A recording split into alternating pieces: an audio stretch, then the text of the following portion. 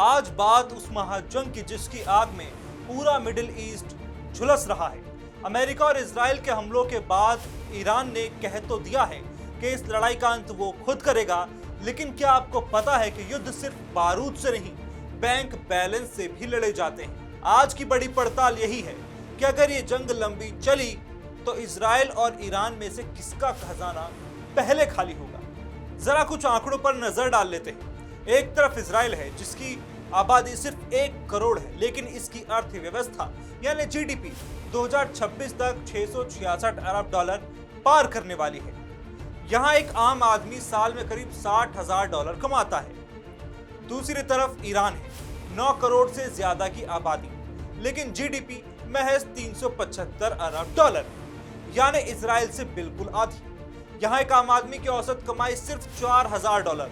साफ है इजराइल के पास अमेरिका और पश्चिम का मजबूत बैकअप है, जबकि ईरान प्रतिबंधों की बेड़ियों में जकड़ा हुआ है। लेकिन रुकिए, इजराइल के लिए भी सब कुछ ऑल इज वेल नहीं है।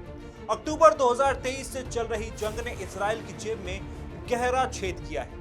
अब तक इजराइल 67 अरब डॉलर से ज्यादा युद्ध पर फूंक चुका है। लेबर की कमी और मार्केट में सुस्ती की वजह से पिछले साल करीब 60,000 इजरायली कंपनियां बंद हो गईं। टूरिज्म सेक्टर तो जैसे वेंटिलेटर पर है, यानी इजराइल के पास पैसा तो है, लेकिन युद्ध की लंबी खींचतान उसकी रफ्तार रोक रही है। अब बात ईरान की। ईरान की पूरी अर्थव्यवस्था सिर्फ एक चीज पर टिकी है, कच्चा तेल, और इसका 90% खरीदार अकेले चीन है। ईरान की करेंसी रियाल का हाल ये कि एक भारतीय रुपए में 14,000 से ज्यादा रियाल आ जाते हैं।